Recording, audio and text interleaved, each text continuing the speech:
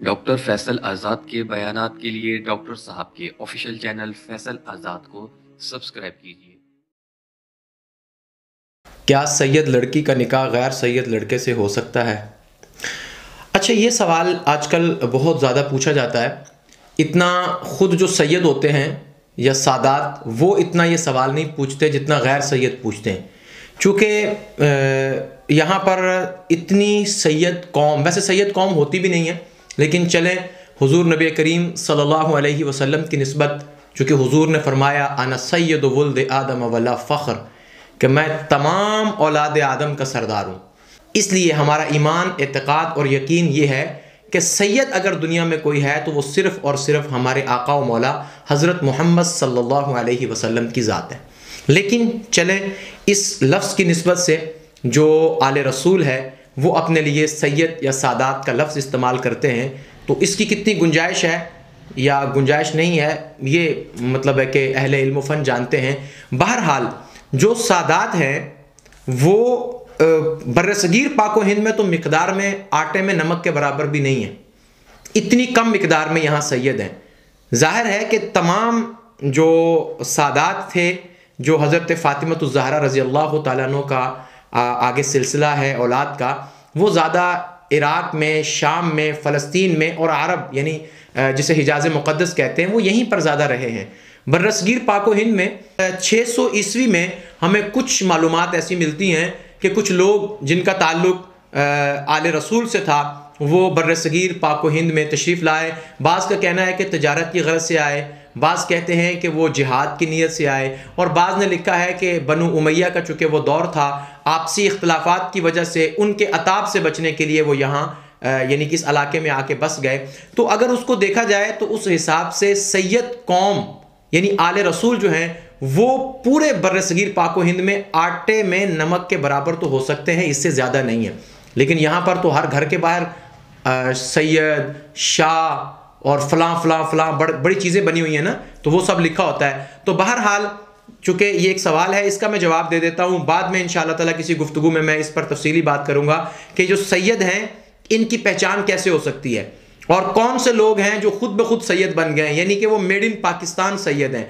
तो made in Pakistan Syed का तो वैसे ही कोई एतबार नहीं है कि आप उसकी शादी का मसला पूछें क्या इसकी शादी गैर सैयद से हो सकती है या नहीं हो सकती, बल्कि ऐसे सैयद की जो मेड इन पाकिस्तान सैयद है, गैर सैयद कुफ में इससे आला है, हर इज्जत और फजीलत में इससे आला है, वो सैयद जो मेड इन पाकिस्तान सैयद है उसके साथ शादी करना ये सवाल नहीं पूछना चाहिए कि, बल्कि वो गैर सैयद जिसकी जो कौम है उसी कौम को वो रिप्रेजेंट कर रहा है, और ऐसे शख्स के साथ जो गैर सैयद है लेकिन खुद को सैयद कह रहा है, क्या ऐसे बच्चे या बच्ची के साथ शादी करनी चाहिए या नहीं करनी चाहिए, मसला ये पूछना चाहिए। तो बहरहाल जो सादात हैं, आले रसूल हैं, हज़रत फ़ातिमा ज़हरा की औलाद में से हैं, उनकी एक तकरीम है, एक इज़्ज़त है, एक वक़ार है। तो जो उनका दीनी इज़्ज़त और वक़ार है उसकी वजह से कोशिश तो यही की जानी चाहिए कि उन सादात का, उन आले रसूल का निकाह उन्हीं के ख़ानदान में हो, ताकि उनकी जो दीनी बरतरी है वो जो है वो कायम रहे। लेकिन अगर हम शरीयत की रूह से देखें तो शरीयत की रूह में सैयद, गैर सैयद इसकी कोई तफरीक नहीं है। तो अगर हम तारीख़ इस्लाम में देखते हैं तो हमें बहुत से रिश्ते, बहुत से ख़ानदान और बहुत सी बड़ी बड़ी हस्तियाँ नज़र आती हैं कि जिनकी वालदा जो हैं वो सादात में से हैं, हज़रत फ़ातिमा की औलाद में से हैं, फ़ातिमी हैं, लेकिन वो उनके जो वालिद हैं वो गैर सैयद हैं। और उसमें से अल्लाह ताला ने बड़े बड़े वली पैदा किए, बड़े बड़े मशाइख और बड़े बड़े उलमा पैदा किए। तो लिहाजा वो लोग जो इस पर बड़ी सख्ती करते हैं और कहते हैं कि ये निकाह नहीं हो सकता सैयद लड़की का गैर सैयद से, अगर हो जाए तो ये निकाह हलाल नहीं है, नाउज़ बिल्लाह ये हराम है, तो बताएं इतने औलिया अल्लाह, इतने बुजुर्गान दीन जिनकी वालदाएँ जो हैं वो सादात थीं, हज़रत अली और हज़रत फ़ातिमा की औलाद में से थीं, लेकिन उनके जो वालिद थे वो गैर सैयद थे, तो उनके नसब का क्या बनेगा, उनके नसब को हम क्या कहेंगे, उनकी हैसियत क्या रह जाएगी, उनका मकाम व मर्तबा क्या रह जाएगा, कौन सा लफ्ज़ हम उनके लिए बोलेंगे।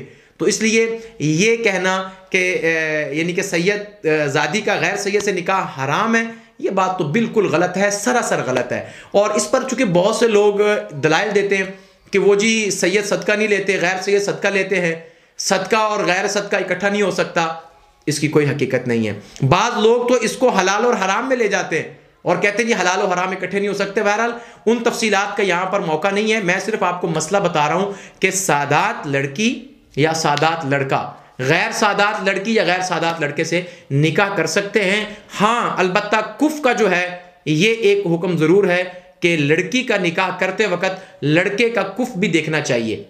कुफ का मतलब है बराबरी, ये चूंकि एक अलग मसला है कुफ का, और इसके बारे में भी फुकाहा इकराम ये फरमाते हैं कि अक्सर हमने देखा है कि अहलुल्लाह ने कुफ को तर्क कर दिया है, और उसमें भी अगर कोई खुद अपना कुफ तर्क कर दे तो ये भी औला है और फजीलत वाली चीज़ है। लिहाजा कुफ की बात तो जो है किसी हद तक देखी जा सकती है, और जो सैयद और गैर सैयद की बात है इसके अंदर कोई हकीकत नहीं है। पीर नसीरुद्दीन नसीर ने एक बात बड़ी खूबसूरत फरमाई, मुझे बहुत अच्छी लगी। फरमाने लगे कि जो हमारे ये जो सादात का झगड़ा है ना, ये झगड़ा उस वक्त कहाँ जाता है जब बच्ची का रिश्ता देखते हुए जो गरीब सैयद होता है उसको हम छोड़ देते हैं, अमीर सैयद की तरफ अपनी बेटी की शादी करते हैं। कहते हैं कि वहां भी सैयद सादात को नहीं देखा जाता, वहां भी अमीरी गरीबी देखी जाती है। जो अमीर है उसको इख्तियार किया जाता है, गरीब को छोड़ दिया जाता है। तो पीर नसीरुद्दीन नसीर इसके बहुत ज़्यादा मुखालिफ थे, और वो बांगे दौल कहा करते थे, कहते थे कि सादात लड़की गैर सादात लड़के से निकाह कर सकती है। हाँ, औला जैसे मैंने पहले अर्ज कर दिया कि सैयद लड़की सैयद लड़के से निकाह करे, आले रसूल में निकाह करें। लेकिन अगर वो गैर आले रसूल में भी निकाह करते हैं तो इससे कोई कदगन नहीं है, कोई एतराज़ नहीं किया जा सकता, और कोई हलाल व हराम का मसला नहीं, और कोई मुज़ायका नहीं है। अल्लाह ताला हमें दीन इस्लाम को समझकर इस पर अमल पैरा होने की तौफीक अता फरमाए। अस्सलामु अलैकुम व रहमतुल्लाहि व बरकातुहू।